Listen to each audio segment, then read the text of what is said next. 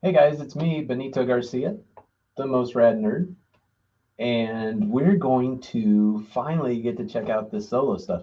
So we're gonna play with ourselves. I'm gonna play with myself. You're gonna watch, and it's gonna be awesome. I'm from Nebraska, and it is wicked cold today, and rainy, and just gross and cold outside. My wife's upstairs. She's practicing poi for a show that she's got coming up. She's a poi performer and fire breather and fire dancer. And so, yeah, you can be a nerd and also be married to a hot chick. But anyway, besides that, with everything that's going on, I don't have anything to do. So I came downstairs and decided today's the day that I'm going to go through the solo RPG system that I picked. And I think you guys are going to like it. I'm going to try to explain it. I'm probably going to stumble through some of it. But once we get to actual setting up our scenes and our adventure and things that are happening, you're going to see how simple this system is that I chose. And this is the one.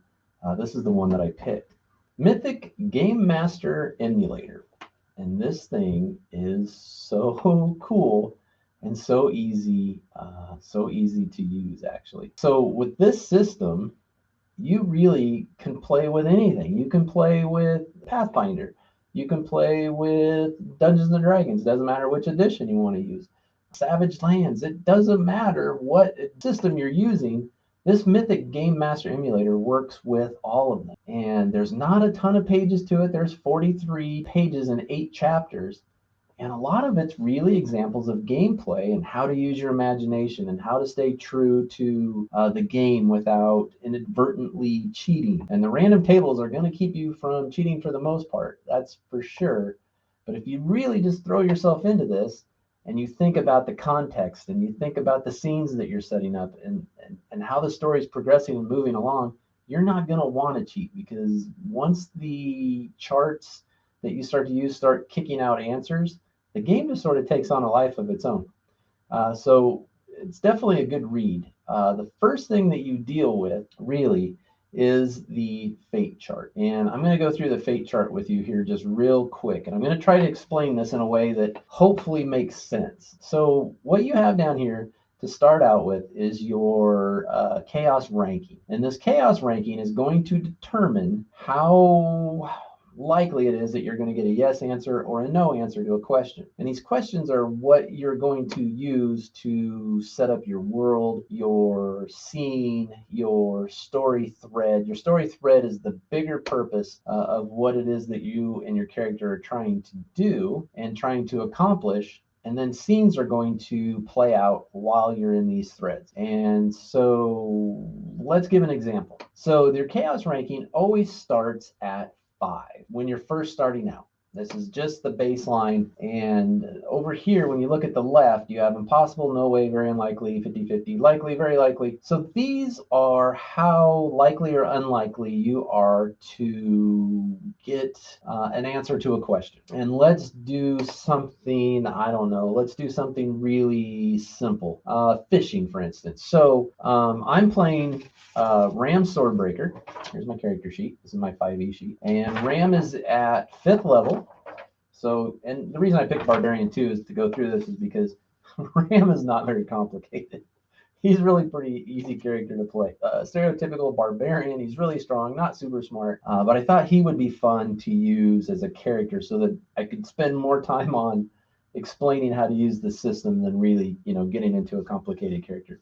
So let's say, for whatever reason, Ram's on his own, and he's going to go fishing. He needs something to eat. He's ran out of food for whatever reason. He's a big boy. He ate it all. But he does know how to fish. So here we get into the chaos ranking. We're starting at 5. 5 just is a baseline. He's going to go fishing. Nothing has changed it in any way to make it more chaotic or less chaotic. So we're going to start at 5. Now, let's say that Ram at 5th level has been wandering the land for a while. He probably has figured out how to fish. He's a big boy. He has to eat. And so he's at some point figured out how to fish. So let's say that we are hanging out in an area, and we could also ask this of the fate chart, but we're just going to say that we're hanging out in an area that Ram knows, he's used to, he's traveled this area before.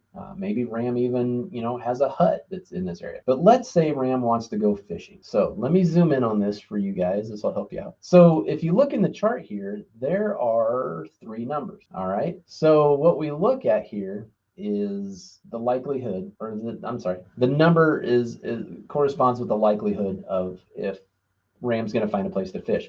If you look down here just real quick, there's an exceptional yes and there's an exceptional no. So when you look at these numbers, let's just say, we'll go with the 50-50 right now, right in the middle. And we'll say it's a 50-50 chance that he'll find a place to fish. So if you roll on a D100 and you roll 1 through 10, then that means it's an exceptional yes. If you roll, let's say now 11 through 50, that's just a yes. And then you look at this chart and you say, okay, so now 51 through 90. 51 through 90 is a no. And 91 through 100 is an exceptional no. And I'll explain how you differentiate between just a regular yes and an exceptional yes, or a regular no and an exceptional no. Let's just say Ram is looking for a place to fish. He is good at fishing. He knows this area. So now we can go over here and we can alter this. It's probably better than 50-50 that he'll be able to find a spot. Is it somewhat likely? It's probably even better than that. If he knows this area and he knows how to fish and he's been fishing for a while, we could say likely or even very likely. So he knows the area. He's been here fishing before. Let's change it to very likely. All right. So now when we look at the chart, very likely at chaos rating of 5, what do we have? We have, I'm going to have to make this bigger again. All right. So we said very likely, all right, which is right here. All right. So we want to roll basically anywhere between 1 and 85.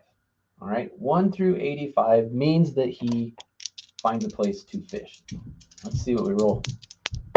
So what we got? We rolled a 28. So let's go back to our chart.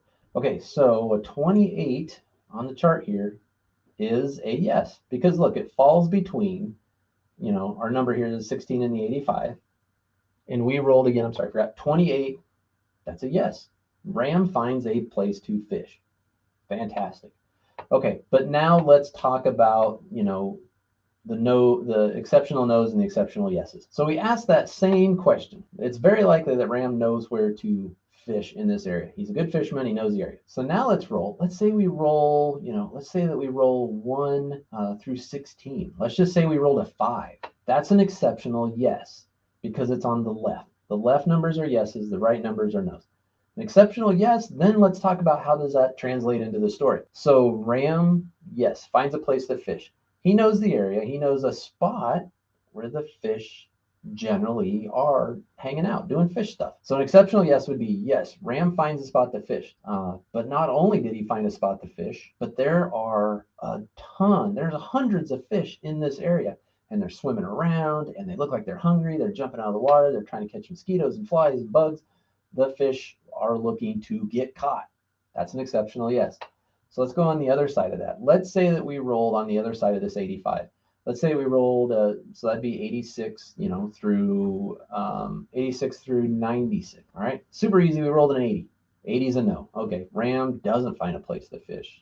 Doesn't look like we're walking up and down the river. Ram looks. He's just not coming up with the spot to fish. He thought he knew where there was one, but it just didn't pan out. But now let's go even past that. Let's go to 97 to 100, which is an exceptional no. All right. So Ram's walking up and down the river. He knows the spot to fish. He gets there. It's already packed full of people. It's packed full of, orcs. There's orcs standing along the bank with spears, and they're spear fishing. That's an exceptional no. That we're definitely not fishing here. And there's a reason for that, and then that's the reason why. So that's kind of how the fate chart works. Let me zoom this back out again. That's how you progress your story, or your not your story, well, your story, but also how your scene progresses and how you're setting up your scene to do that. So we rolled an exceptional no, so now we have orcs spearfishing, and Ram just stumbles up there. So then the next thing is, do the orcs see him? So then we'd go to the fate chart again, and then we would say, is that likely, unlikely, very likely? You know, if they're concentrating on trying to catch fish, it's unlikely. Is it very unlikely? Yeah, probably. And then so you would go back here, and I think that even raises the chaos to a 6 now, because now we have orcs. And so then we'd go up here and we would roll very unlikely. So what does very unlikely say? Very unlikely says, it says 9 through, I'm sorry, uh, 10 through 45 and yeah, 10 through 45 is a yes. All right. And 46 through 89 is a no. Oh, we roll it, right? That's how this stuff happens. We roll an 88. So let's look at the chart. Where does that 88 fall? The 88 falls. Oh, you know, we were looking for, oh God, 89 was the last number before it was an extreme no. But we rolled an 89. And so no, they don't see him. So there's a good example of how you phrase your question. You have to really pay attention to, you don't want to get yourself in trouble by wording something funky. But we rolled an 89, so it is no, they didn't see him. So then we would progress the story on, and then, you know, would Ram find a hiding place? Is Ram going to attack? We're going to go through different things like that. So that's how the fate charts and setting up your scenes, and you'll see how that works when we actually do that. The next thing that comes up on the chart is you're going to have a section that's going to be your event focus. Let's talk about, and I'm only going through these because this is how it is in the book, as far as, you know, when you're going through each section. So the event focus table, same thing. You're going to roll a D100 on the event focus table. There's a couple of different instances when you'll do this. One of the times that you'll roll an event focus is if you roll double digits, and those double digits need to be, they'll have to be equal to or less than your chaos number ranking that you're at the time. We've moved ours up to a 6, so 66, 55, 44, 33, 22, or 11 causes us to get onto this next chart here, to come back here, and now we got to roll.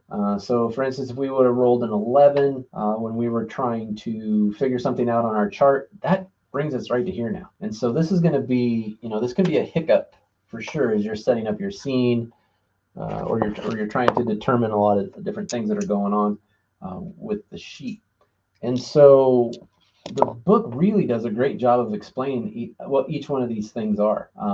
There's a remote event, NPC action, introduce a new NPC. That sounds very straightforward. Move towards a thread, move away from a thread. And as you go through the book here, it breaks down what each one of those things means. So remote event is that first one. It explains what a remote event is, NPC action, introduce a new NPC. Some of the other ones were move towards a thread, move away from a thread. And it explains in each one of these very, very well what that means as far as what you roll on that chart. All right, so be aware that that can come up from double digits. The here will take you here.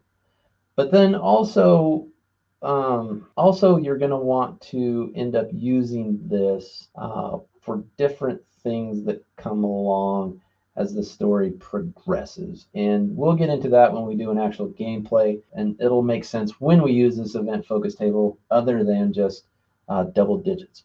But we'll get into that. So the next thing is this randomness chart. This randomness chart is very important because you have to understand, or you have to know what it is that is changing or altering your scene. And this is the chart that tells you that. It's 2 D100s, and you, for instance, let's just say, all right, I don't know, we're still fishing, let's say. So we'll do a real one. We'll do an actual gameplay one. But again, these are just examples. So we're fishing. We know that there are orcs on the side of the bank. We'll just say that we kept asking questions, and yes, Ram was able to hide. Ram decided not to attack because he was outnumbered. But let's see, for instance, let's just see if something were to happen, and we have to roll on this chart. So when you look at the chart now, the randomness chart, you have an action and a subject. And so 100 on the chart is change. All right, let's see what changes. 27. So then you come down here to 27 and you say a project. All right, that makes perfect sense totally makes perfect sense. Change and a project. Our project was our project was to go fishing. Okay, so there's a change in our project. And if you stumble and you're not sure, you can use the word of in between these two. So you could say kill of food, kill of wounds, of a sometimes helps out, but you've really got to use your imagination in this section. And depending upon what it is based in the context, it's very general, but you can fill in the blanks. So to me, change a project means, well, we're not going to fish anymore. We've decided not to fish. So Ram doesn't fish. He turns around and he walks off and decides he's going to do something else. That's what that means.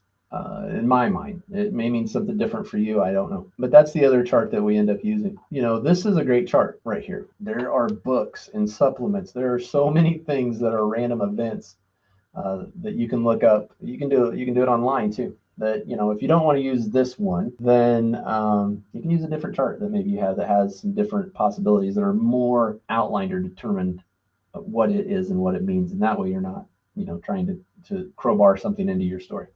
But I do like this one because it really makes you use your imagination for sure. And so if we're going to speak on different supplements, this is the other one that goes along really well with this one. Let me bring this up here. The Solo Adventurer's Toolbox. And so I downloaded this thing. This thing is so full of randomness. It's pretty amazing, actually. If you look, there's all kinds of stuff. There's traveling, camping, arriving at a settlement, wilderness encounters, urban encounters, all these things in here. Look, NPC generator. I don't think there's a name generator with it. That'd be nice because I'm terrible at NPC names. But loot tables. Look at all of this stuff. What do the monsters do? There is so much to this this supplement that is going to help you. Like, I don't know, let's just, for an example, let's say we're in the woods hanging out. We roll on the charts and it says something, something happens. There's a change in the gameplay. What was it? I don't know. Let's look. Chapter 4, page 22. All right, 22. Look right here. It's a D100. So I don't know. We're hanging out in the woods. We're just minding our own business. Let's see what happens. Because we rolled in the chart and it said an event happened. And this is going to get us right back into where we were at with the other things. Hunters, travelers, adventurers, camped up and relaxing. We're hanging out in the woods, minding our own business. And what do? We stumble upon hunters, travelers camped out in the woods. All right. Then we go and we start asking questions. That's when we go back to this thing.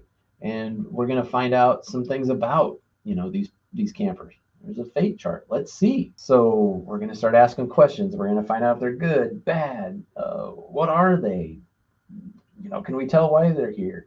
And the fate chart is going to start to answer those questions, and then we're going to have reactions based on that. I'm sure that I've stumbled all over this thing, and it hasn't made a ton of sense, but it will. It's going to right this minute. Let's bring up Fantasy Grounds because that's what I'm going to use because I'll be able to bring up the sheets and have a dice roller at the same time. So here we are. I have this up already. On the fate chart, when rolling, equal to or less to the left number is an exceptional yes. So you include that number. Rolling equal to or higher to the right number is an exceptional no. So you include that number. But let's get into this sucker. Well, we know that we're playing with Ram Swordbreaker. We know our thread. Oh, here's the other thing. Gosh, I forgot. All right, I'm jumping all over the place, but this is going to be important that you guys see this thing. This is the sheet that's going to help you track everything. All right, this thing right here. This will help you to keep track of everything that's going on. So you write down your first thread here, and let's just do this as we go along, so that it makes sense. So we're hanging out with Ram Swordbreaker. I'm writing it down on my sheet right now. Swordbreaker, which also you're going to want to put here. These are character names because things are going to come up. You'll be surprised how many times things come back around, and you're going to want to remember who's who. So anyway, so Ram Swordbreaker in the thread section. Ram Swordbreaker is, let's see, he has just finished a battle in a Coliseum. So Ram travels from Coliseum to Coliseum fighting to earn reputation and earn money. Winners of these Coliseum fights make a lot of money. So that's what Ram does. He's a traveling barbarian, and he fights in the Coliseum. So he is traveling from one Coliseum to the next. And let's just say that there's also smaller fights. So in the time that it takes to get from one Coliseum to the next, in the smaller fights, they have smaller brawls where you can make some extra money, some extra side money. And so in this particular thread, Ram has just left fighting in, it could be anywhere. I don't know. Let's look and see. I do have a Sword Coast map. Cool. All right, so let's bring that up. Okay, let's look at this map right here. So that's easy. Let's see. What is that? I don't even know. Let's see. Where was Ram just at? So I'm gonna write this in my notes. Ram was just in Waterdeep, and I have separate notes also because I don't want to plug up that sheet with besides just the pertinent information. Okay, so Ram was in Waterdeep, and he was fighting in the Coliseum here. He is making his way to Neverwinter. That's the next fight, but it's not for a couple of weeks. The next fight is in Tribor, where he can make some side money. The first town he's going to come to though here is I'm going to write this down. Amphale. That's the first town he's going to run into on his way to Tribor. So we're between Waterdeep and Amphale. And let's do this. Okay, well, I'm going to get rid of this because we don't need that anymore. So let's bring this up. Let's start asking some questions. Let's ask some questions about what we know about Ram. Okay, we know Ram's a barbarian, human barbarian, Goliath, 5th level. So Ram is walking to Tribor, but he has to go through Amphale. So let's figure some things out. How about this? How about did the last match that Ram had, did Ram win? So 5th level, we know Ram's been fighting for a while. Let's just throw a number out there. Well, no, let's do this. Let's not just throw a number out there. Let's roll. Let's see. Oh, man. So I rolled a 6. I don't know if you can see that or not. We're going to say that Ram's been fighting for 6 years. One, he's known up and down the coast. So that may come in later, right? So I'm going to write that down. 5 years he's been fighting Coliseum. So with that being said, we're going to look at the fate chart. Did he win his last match? I don't know. Is it a 50-50? Probably higher than that. If he's been fighting for 6 years, it wouldn't be a sure thing. Is it very likely after 6 years? Let's just go with likely. Our chaos ranking's a 5 because there's really nothing going on that's going to change any of the questions we're asking, but let's go with likely. So let's see. So we know on the fate chart, rolling equal to or less to the left number is an exceptional yes. Rolling equal to or higher to the right number is an exceptional no. All right, so we know that number is included on either side of this. So let's roll and see. What was our question? Oh, did Ram, we're going to say likely. Likely. So I'm sorry, got the arrow in the wrong spot. So it's, right here. 16 to 75. I'm sorry. Yeah, 16 to a 75 is yes. Let's see. 87. Uh-oh. So of course he didn't win. So we've gone on the other side of the 75 because we rolled a 87. And so we know that anything that's on the right side is a no. So I'm going to write that down. Ram did not win. See, this makes sense. Did not win. This makes sense because that's part of Ram traveling to some of these smaller fights. So he didn't win the last fight. He was in Waterdeep, lost that match, didn't make any money. So he's headed off to Tribor because he heard that there was a smaller fight that maybe he can recoup some money. So, all right, I like that. Good. Let's do this. Let's add some things into here. Let's make it interesting. How about the weather? 4 seasons. And I've got a chart right here in my book. It goes through the seasons. Let's see what the weather's like. 2. All right, let's look on my chart here. Fall is number 1. Winter is number 2. All right. Okay, well, what's the weather like, though? Oh, let's just do this. Is it snowing? We got a 50-50 shot, right? Let's see if it's snowing. We rolled a 32. So that's on the yes side. So it's snowing. So all right, is Ram on foot or does he have a horse? I think that's the same. I think that's 50-50. So let's say, well, that depends. See, this is how we're going to ask the question. Does Ram have a horse? 87. Oh, Ram's on foot. Well, that sucks for Ram. Maybe if he did better in the Colosseums, he could afford a horse. So that's where we're at. Ram is on foot, and he is walking to the town of Amphale. All right. So Now, so we've set that up. So now the next thing we want to do is we want to look at, let's roll and see if anything happens that changes Ram walking to the next town in a snowstorm. We know he's just trying to get to the next town, probably for lodging and to spend the night, and then he's going to work his way the next day onto Tribor. But let's check this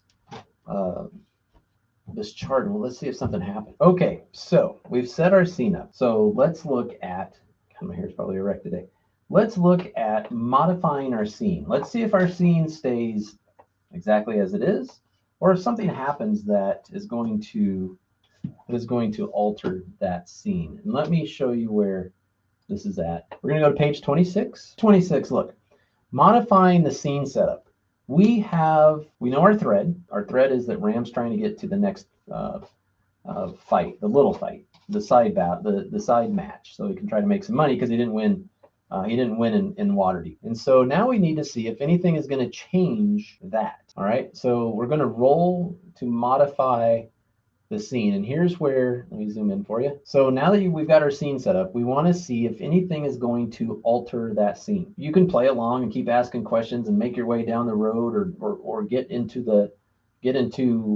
quite a ways into your scene, the first scene of your thread, before you get to this section. Where this happens is sort of up to you. If you kind of got in a lull and you feel like you've asked all the questions you can and you're ready to see if something's going to happen while Ram is walking to Amphel in the snow storm, then we go here. And we're just going to roll the D10.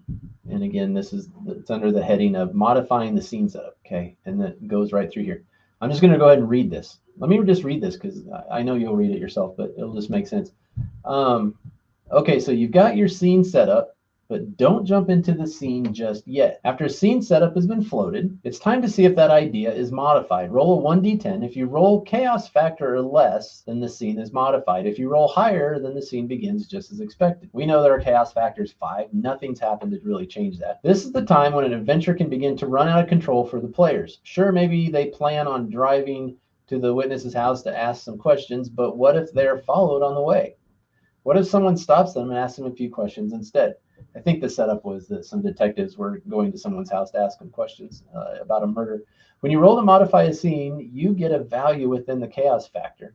When the scene setup that you came up with will be changed, it will either be a variation on the setup idea you had already come up with, or it will be an entirely different scene. If you roll an odd valued number, 1, 3, 5, 7, 9 on a D10, then the scene setup is modified into an altered state. If you roll an event number 2, 4, 6, 8, then it's an interrupted scene. For instance, if the chaos factor is currently 7, which ours is 5, then roll, this says 7, but we'll roll a 5 or less on the D10 on a chaos factor of 5. We'll modify the scene setup. If the player rolls, and these are the odd numbers, then the scene is altered. If you roll 2, 4, 6, I know, it's because this is set up as a 7, ours was a 5, so ours would be 2 and 4. Was rolled, then an interrupt scene occurs. And here it talks about what are altered scenes so that you understand what that means when you go to add that to your section. And then the next part is an interrupt scene. So altered scene it's just a little bit of a change to what you have set up. Nothing crazy, but an interrupt changes from what you have set up. Something big happens and really changes quite a bit. But we'll go through that. But let's roll. So let's see if anything changes with Ram walking to the next town in the snowstorm. So we're gonna roll D10. Our chaos factor is a 5, so a 2. So when we go back and we look at this chart right here, and we rolled a 2, then an interrupt scene occurs. Okay, so an altered scene. Let's just go through this. If the scene setup is altered, use logic to figure out how. The scene that actually began is not the one you initially came up with in the scene setup, but the next most logical scene idea. For example, the scene setup is a pair of swashbuckling characters swaggering into a crowded bar to have a few beers and pry around for information about a certain famous pirate who's been seen in the waters lately. The players roll and find that the scene setup is altered. Okay, that's because we rolled an even number.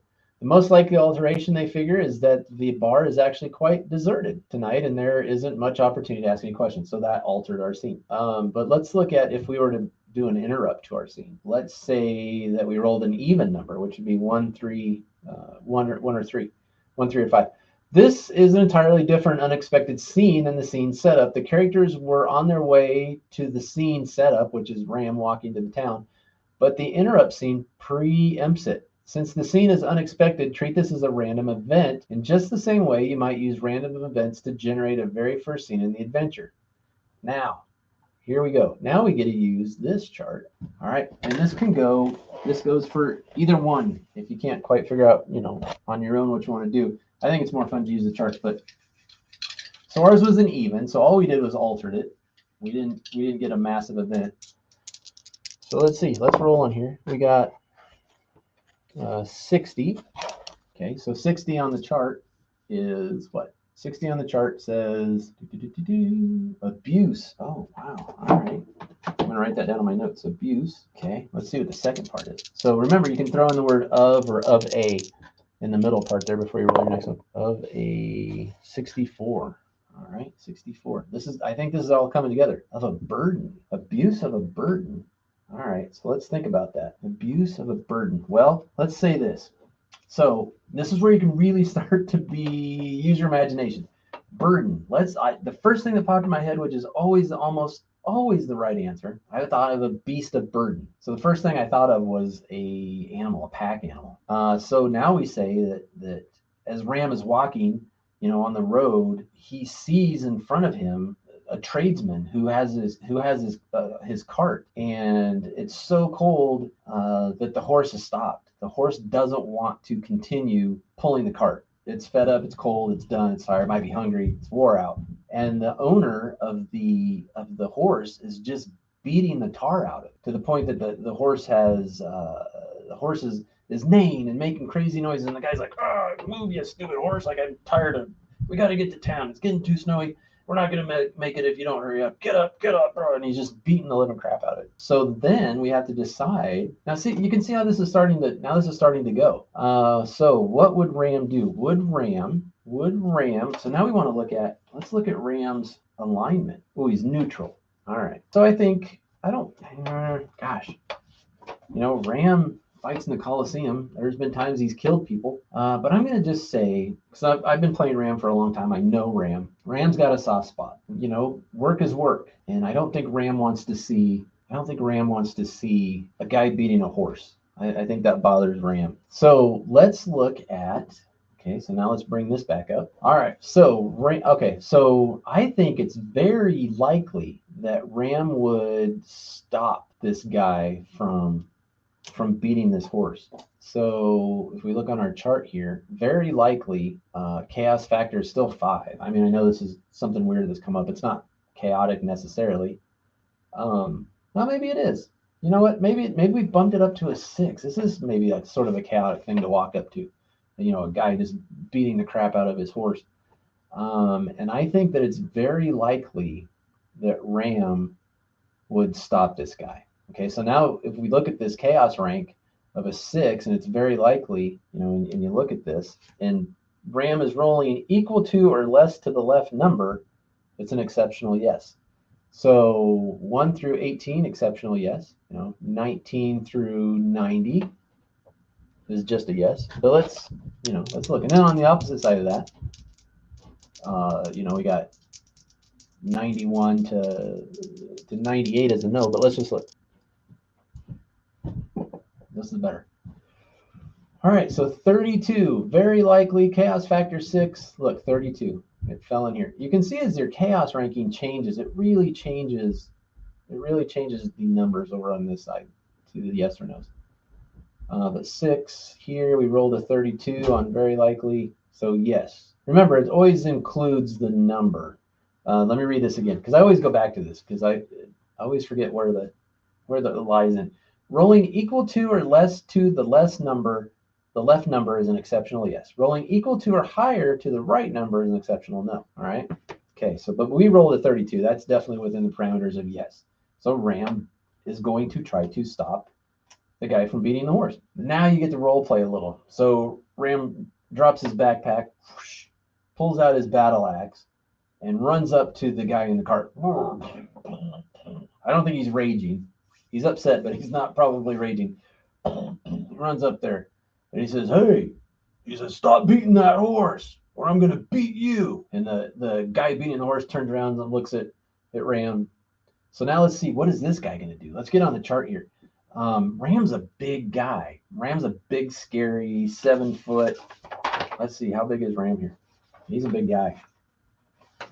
Ram is 7'4", 245 pounds. The guy that was, dealing with the horse is just a puny guy. Or is he? I don't know. Let's roll real quick. Let's see. 50-50 shot. So we're going to ask the question. Is this guy, is the guy with the cart and the horse, is he a smaller guy? Is he smaller than Ram? I'm going to just redo it on here. It's easier for you guys to see what the answer is. All right, so 28 on the 50-50 chart. Look, it fell between here. All right, so yeah, he's a smaller guy. He's smaller than Ram. So now the next question is the guy going to... So the guy turns around, he sees this big Ram with a giant battle axe, holding it, threatening over his head. The guy's smaller than Ram. Is the guy going to stop beating his horse? I think that answer...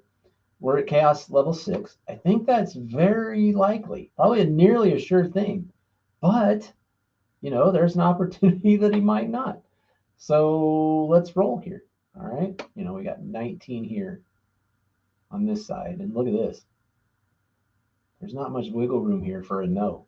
I think he's definitely going to stop, but let's roll and see, because who knows what might happen. What do we roll? 75. Yes, we said it was chaos factor 6. 75 is well within the range of the 19 and the 95.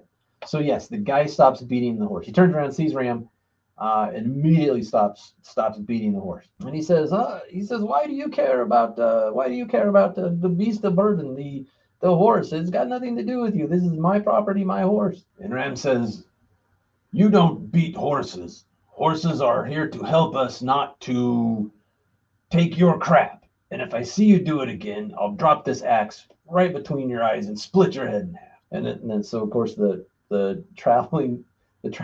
with the traveling cart sheepishly tries to scooch past Ram to get back into the cart. Let's see, what is Ram going to do here? I think Ram needs a horse. I wonder if Ram will try to get the horse. I think it's very likely that he's going to want that horse.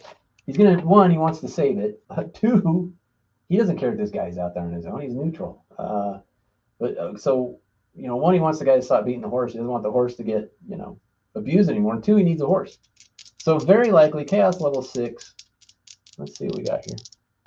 We rolled a 10 and a 4 is a 14. Oh, okay. Well, that's interesting. We got an exceptional yes, because remember, we're including this number in anything up to it is an exceptional yes. And we rolled a 14. So Ram takes his, so here's an example of an exceptional yes.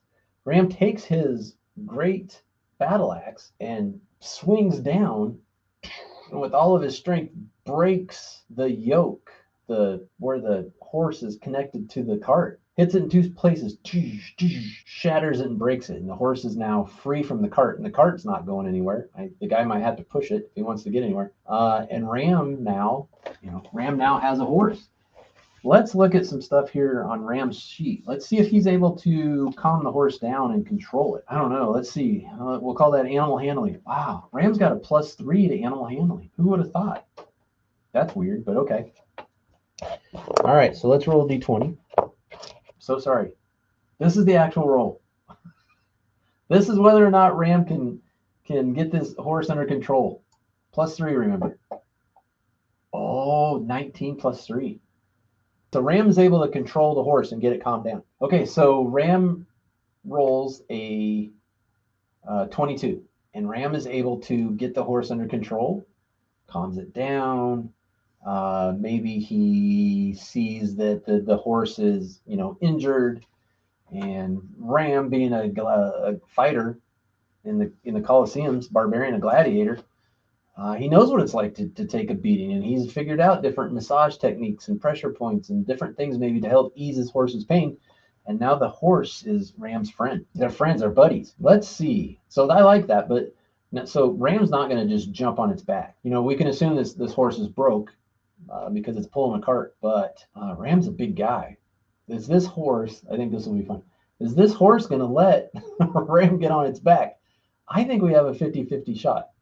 I think you know what? I think actually, let's go. We're still kind of chaotic here. Let's stay at 6. I think it's somewhat likely that the horse is going to let Ram. Oh, we're doing this again. Is going to let him ride. So let's go somewhat likely, and we're going to go chaos level 6. So it's going to be 17 through 80. Here we go. Okay, extreme yes. All right, because we were below, remember? Somewhat likely chaos level 6. So 16 and below is an extreme yes. So the horse doesn't even flinch. I think the horse appreciates that Ram has made it feel better, soothed his wounds, and cut him free from the cart. The horse knows. So Ram throws a leg over, and he's now on the horse. I suppose Ram probably just used all the bit and the bridle or whatever the reins are, and is using the reins to guide the horse. So now Ram is going to continue his way into town, which is Amphale. And so then on our sheet, we can go back now. Let's look at our sheets. We can go back to our sheet if this was filled out, and our scene is done. And remember, our scene was Ram was walking on the road trying to get to Amphale in a snowstorm. He comes upon a cart, a horse-drawn cart with the owner of the cart and the horse beating the horse because the horse has decided not to go any further. It's just too cold and the horse is fed up. Ram sees this. Ram runs up, stops it, threatens to kill the guy beating the horse. He doesn't stop. The guy stops. Ram wants to free the horse, so he chops the cart up with his great axe, his great axe, and freed the horse and soothed the horse's wounds and injuries. And then the horse let him get on his back, and now Ram is riding off down the road on his way to Triboar. So you can see how it just goes and goes and goes, and the story just keeps building. It's really super cool. If you guys are interested in seeing what happens to Ram now as he gets into Amphale, I can't ever say that right, Amphale, let me know in the comments and we'll do a part 2. Let's see what happens when he gets there. But you can see how the charts work now and how it goes through. I would say definitely get this system. Let me bring this up again. I got mine through the RPG drive-through, and I got this one, and I got the toolbox, this one, the Solo Adventurers toolbox, which we haven't even got into yet. Again, look at this, there are so many encounters and charts and random, it's just packed full of random tables of things that can happen and who you run into and setting up the town. And let's look at the chapters again. I would definitely suggest getting the emulator for sure, and then also this if you don't already have random chart either generators or supplements. But yeah, look at all these chapters. This is going to pretty much fill in all the blanks if you get hung up on something and you need a random chart to help you to suss out what's going on. So I'd get that as well. So let me bring this back up. So this and that for sure. And then just go for it. You saw what we did. You saw how easy it was. And look where we're at in the story. We didn't have anything. We had a gladiator. We had a barbarian Ram sword breaker and was just walking down the road. And look where we're at. So 100%, I absolutely recommend this. I think I'm going to do a second episode. I'll appreciate the comments for sure. But I think I'm going to do a second episode because now I want to know what's going to happen to Ram, as he travels onto the town. He's got a horse. He's on his way. He's made a friend. I don't know. Let's see what happens. This is pretty cool. So again, Benito Garcia, the most rad nerd. And follow me on TikTok. That would be awesome. YouTube. I mean, you're here now, so you know where we're at. The channels Go RPGs, and let's see what happens with Ram. I hope you guys enjoyed it. Tune in next time, leave a comment, and always remember to stay nerdy.